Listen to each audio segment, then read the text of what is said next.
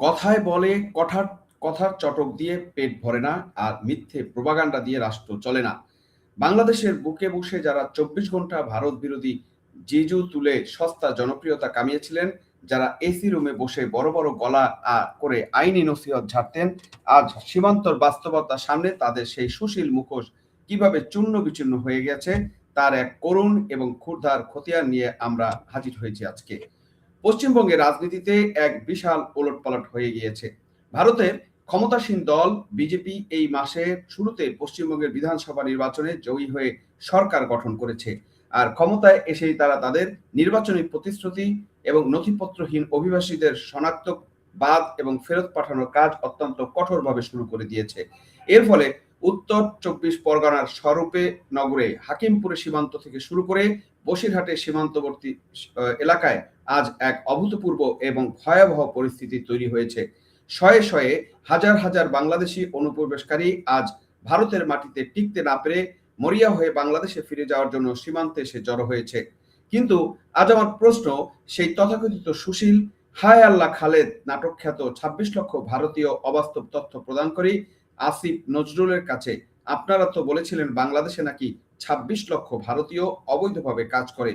আজ সরকারে থেকেও বা সরকারে আপনি যখন ছিলেন তখনও আপনি ২৬০০ ভারতীয় সন্ধান দিতে পারলেন না, অথচ ভারতের মাটিতে আজ ধরা পড়ছে হাজার হাজার লক্ষ লক্ষ অবৈধ বাংলাদেশি।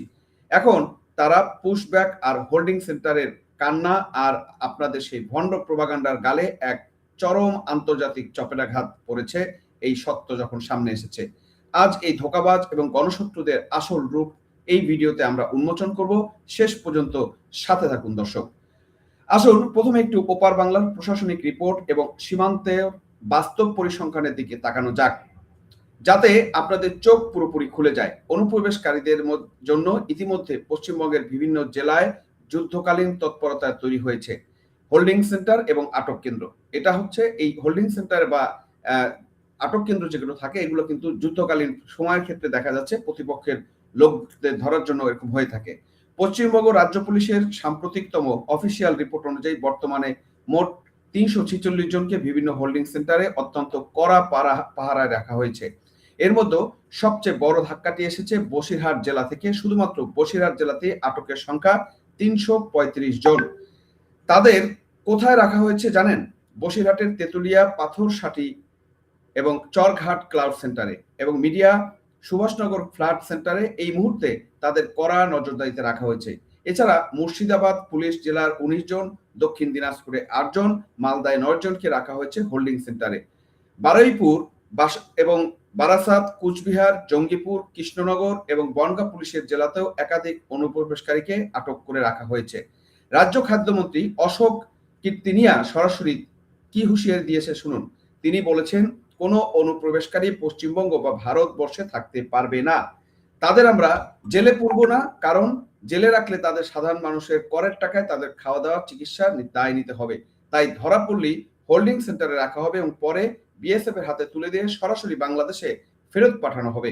দর্শক, চিন্তা করে দেখুন, ভারতের এই নতুন বিজেপি সরকার স্পষ্ট করে দিয়েছে যে অবৈধভাবে প্রবেশকারী বাংলাদেশি আর রোহিঙ্গা তো বটেই, এমনকি তাদের ভিসার মেয়াদ শেষ হয়ে গিয়েছে, তারাও এখন থেকে অনুপ্রবেশকারী হিসেবে বিবেচিত হবে। প্রথমে আটক, তারপর হোল্ডিং সেন্টার এবং সবশেষে পুশব্যাক। এই অলঙ্ঘনীয় নিয়মের সামনে আজ দিশেহারা শয়ে শয়ে হাজার হাজার মানুষ। দর্শক, এই সংক্রান্ত ডয়েচে ভেলের একটি রিপোর্ট আছে আমার সামনে, আমরা একটু দেখে আসি সেখানে কি বলছে। চুরাই পথে দালাল ধরে এসেছিলাম। আমি এসেছিলাম দালালি নিয়ে এসেছিলাম রাজমিস্ত্রি কাজের জন্য। হাকিমপুর সীমান্তে এখন প্রচুর মানুষের ভিড়। বহু মানুষ ভারত ছেড়ে বাংলাদেশের পথে যাত্রা করেছেন এই সীমানা পেরিয়ে।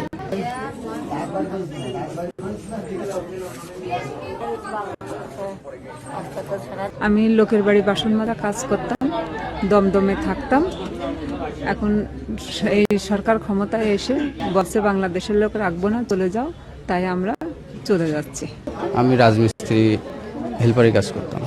আপনি এসেছিলেন যে দালাল ধরে? জি জি। প্রথমে এসে উঠলেন কোথায়? ওখানে নিয়ে গেছিল আমার সোজা কাজের সাইডে, ওই হাবড়ায়। আপনি থাকতেন কোথায়? হাবড়ায় থাকতাম। হাবড়ায়? জি। আর কত টাকা পেতে? আমার কাজের মেয়ে দিতে 450 টাকা করে। 650 টাকা? 450। 450? জি, দিনে দিনে আমার হাজিরা দিতে। Aadhaar card, PAN card, voter card সব কিছু নেই, আমরা সব কিছু করিনি, কারণ আমরা বাংলাদেশের লোক, বাংলাদেশে চলে যেতে হবে, আজ হলেও যেতে হবে, কাল হলেও যেতে হবে, তাই আমরা সব কাগজপাতি করিনি। হাকিমপুরের এই সীমানা পেরিয়ে বহু মানুষ বাংলাদেশের পথে যাত্রা শুরু করেছেন। এর আগে এসআইআর এর সময়ও আমরা দেখেছিলাম বহু মানুষ এই রাস্তা দিয়ে বাংলাদেশে ফিরে গেছেন। আমরা বিএসএফ এর সঙ্গে কথা বলেছিলাম, আনঅফিসিয়ালি তারা আমাদেরকে জানিয়েছেন ফিরে যাওয়ার পথে তারা কোনো বাধা সৃষ্টি করবে না, তবে ফিরে যাওয়ার আগে তারা চেক করবেন যারা ফিরে যাচ্ছেন তাদের ভারতে কোনো ক্রিমিনাল রেকর্ড আছে কিনা, না থাকলে ফিরে যাওয়ার ক্ষেত্রে তাদের কোনো বাধা নেই, এ কথাই জানিয়েছেন তারা। দর্শক, আপনারা দেখলেন যে এখানকার অবস্থাটা কি পর্যায়ে রয়েছে, সে সম্পর্কে আপনাদেরকে তুলে ধরলাম। এই সংক্রান্ত আরো কিছু রিপোর্ট আপনাদেরকে আমরা একটু দেখাতে চাই, সেটা বাংলাদেশ এবং ইন্ডিয়ার বিভিন্ন মিডিয়াতে যেগুলো আছে সেগুলো আপনি দেখেন। প্রথম আলো লিখেছে, ভারতের ধরপাকড় ও দমন নিপীড়নের আশঙ্কায় বাংলাদেশে ঢোকার চেষ্টা করছে কথিত অভিবাসীরা। এখানে এবার ওনারা একটু টেকনিক্যালি কথিত বলার চেষ্টা করছে, অথচ আমরা কিন্তু বাস্তব চিত্র দেখলাম যারা সত্যি অনুপ্রবেশকারী এবং তাদেরকে এখন ভারত থেকে বের করে দেওয়ার জন্য সবকিছু করা হচ্ছে। এবং দেখেন, ভারতের পশ্চিমবঙ্গে কলকাতার কাছে যাচাই বাছাই আর নথিপত্রহীন এক বাংলাদেশি অভিবাসীকে আটক রাখা হয়েছে। ভারতের একটি সীমান্ত চুক্তিতে অপেক্ষা করছেন হাসিনা বিবি। এ সময় তিনি তার 4 বছর বয়সী ক্ষুধার্ত মেয়ে শিশুকে শক্ত করে জড়িয়ে ধরে রেখেছেন। নথিপত্রহীন অভিবাসীদের বিরুদ্ধে ভারতের হিন্দুত্ববাদী বিজেপি সরকারের সম্ভাব্য কঠোর দমন নিপীড়ন এবং ধরপাকড়ের আতঙ্ক ছড়িয়ে পড়ায় তিনি ভারত ত্যাগের চেষ্টা করছেন। এই হলো প্রথম আলো রিপোর্ট, এবং প্রথম আলোর বিস্তারিত রিপোর্টটা আমি পড়লাম না, এটা আমরা আলোচনায় বলবো আপনাদেরকে। এবং আরো কিছু পত্রিকার রিপোর্ট আপনাদেরকে আমি দেখাতে চাই। এটা হচ্ছে আরেকটা পত্রিকা, যেটা হচ্ছে ভারতের, আমরা একটু নাম বলি, নিউজ বাংলা 18। সেখানে বলা হয়েছে, দেখেন স্পষ্টভাবে, হাকিমপুর থেকে বসিরহাট হোল্ডিং সেন্টারে দেশে ফেরার অপেক্ষা, সীমান্তে শয়ে শয়ে বাংলাদেশি অনুপ্রবেশকারী। আজও হাকিমপুর সীমান্ত এলাকায় বাংলাদেশের ভিড় লক্ষ্য করা গেছে। বাংলাদেশে ফিরে যাওয়ার উদ্দেশ্যে শতাধিক বাংলাদেশি স্বরূপনগরে হাকিমপুর সীমান্তে এসে জড়ো হয়েছেন। এর আগে যারা সেখানে পৌঁছেছেন তাদের মধ্যে বেশ কয়েকজন ইতিমধ্যেই বাংলাদেশের সীমান্তরক্ষী বাহিনী বিজেপির হাতে তুলে দেওয়া হয়েছে। দর্শক, এটা হচ্ছে নিউজ 18 এর খবর। এবং অ্যাজ ওয়েল অ্যাজ আমরা আরো যেটা বলতে পারি, সমকালের রিপোর্টটা যদি আপনাদেরকে একটু দেখাই, সীমান্ত জড়ো হওয়া বাংলাদেশিদের নেওয়া হয়েছে হোল্ডিং সেন্টারে। সেখানেও বলা হয়েছে বাংলাদেশের প্রবেশের উদ্দেশ্যে ভারতীয় সীমান্তে জড়ো হওয়া শত শত বাংলাদেশকে অবশেষে নেওয়া হলো হোল্ডিং সেন্টারে। পুলিশ ও বর্ডার সিকিউরিটি ফোর্সের সমন্বয়ে 3টি হোল্ডিং সেন্টারে রাখা হয়েছে প্রায় শতাধিক বাংলাদেশ নাগরিককে। তাদের বাংলাদেশে পাঠানোর জন্য নথি যাচাইয়ের কাজ শুরু হয়েছে। প্রাথমিক আলোচনা করা হয়েছে বর্ডার গার্ড বাংলাদেশ এবং বিজিবির সাথে। এই যখন অবস্থা, দর্শক, আমরা কিছু কথা বলি, এই ব্যাপারটা আসলে কোথায় গিয়ে দাঁড়াচ্ছে। দর্শক, খেয়াল করবেন, এই রাজনীতির খেলায় সাধারণ গরিব মানুষের জীবন কিভাবে পিষ্ট হচ্ছে তার একটা জলজান্ত উদাহরণ হলেন 45 বছর বয়সী হাসিনা বিবি, যার কথা একটু আগে প্রথম আলো কথা লিখেছে। হাকিমপুর সীমান্তে এক চৌকিতে যখন তিনি অপেক্ষা করছিলেন, তখন তার 4 বছর বয়সী ক্ষুধার্ত কন্যা সন্তানকে বুকে শক্ত করে জড়িয়ে ধরে রেখেছিলেন। নথিপত্রহীন অভিবাসীদের বিরুদ্ধে ভারতের এই নতুন সরকারের কঠোর দমন নিপীড়ন আর ধরপাকড়ের আতঙ্ক এতটাই ছড়িয়ে পড়েছে যে স্রেফ জীবন বাঁচাতে নিজের সন্তানকে নিয়ে ভারত ত্যাগের চেষ্টা করছেন। সীমান্ত চৌকির কাছে একটি নির্মাণাধীন ভবনে গুটিসুটি মেরে বসে থাকা পরিবারগুলো দৃশ্য দেখলে যে কোনো মানুষের হৃদয়ে কেঁপে উঠবে।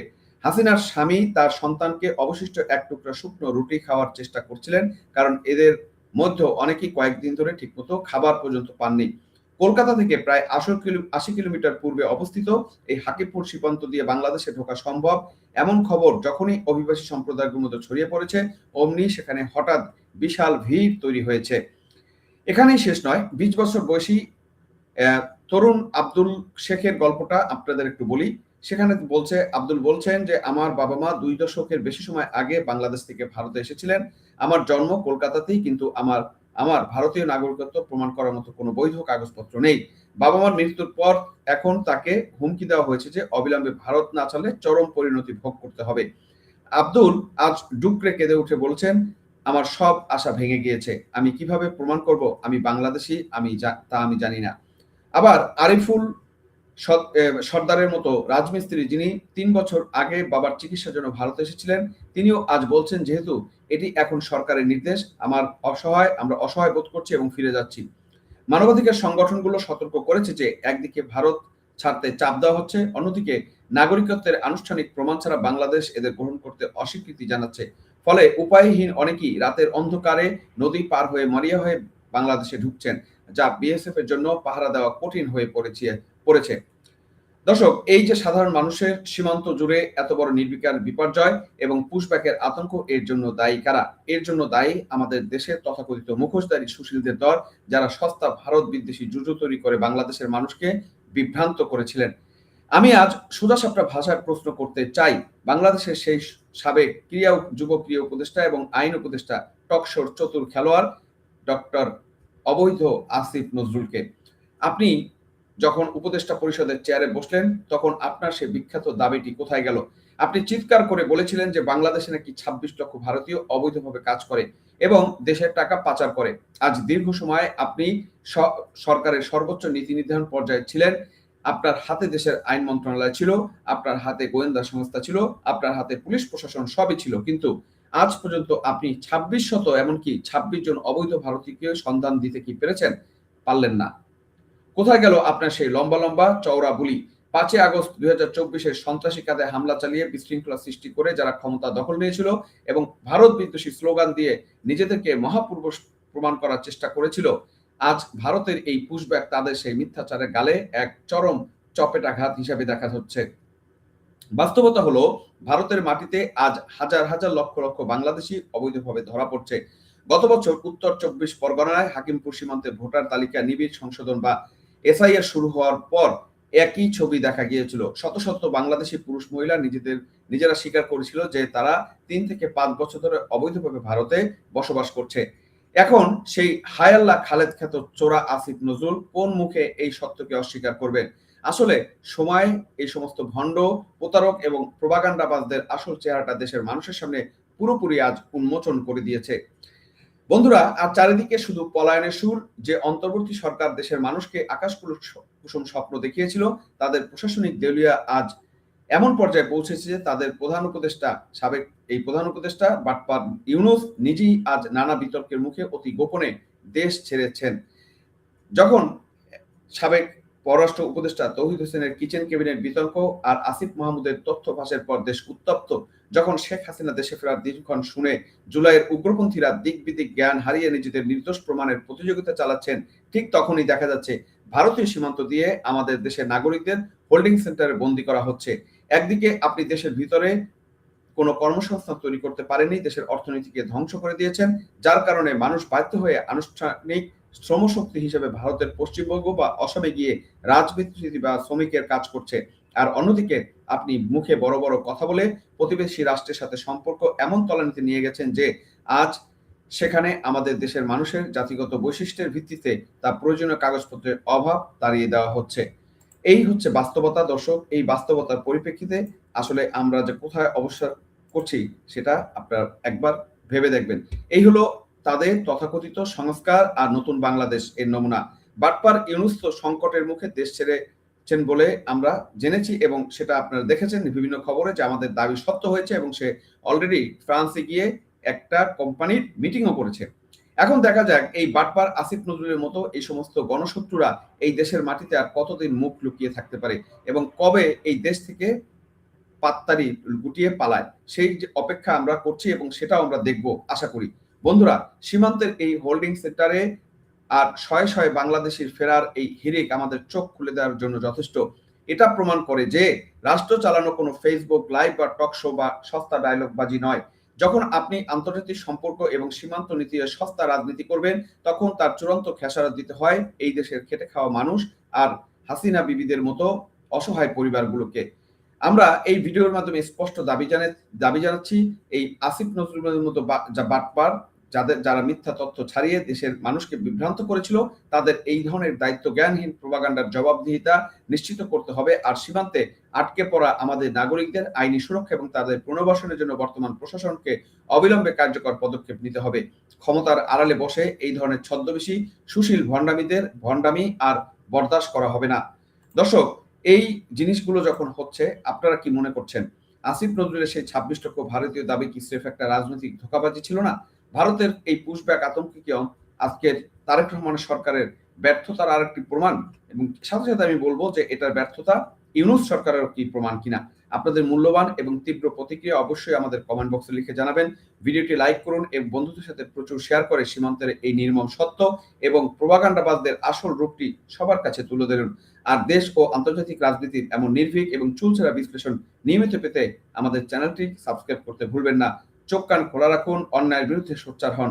আজ বিদায় নিচ্ছি, দেখা হবে পরবর্তী ভিডিওতে অন্য কোনো বিষয় নিয়ে। ততক্ষণ ভালো থাকবেন, সুস্থ থাকবেন এবং সবচেয়ে বড় কথা হচ্ছে নিরাপদ থাকবেন।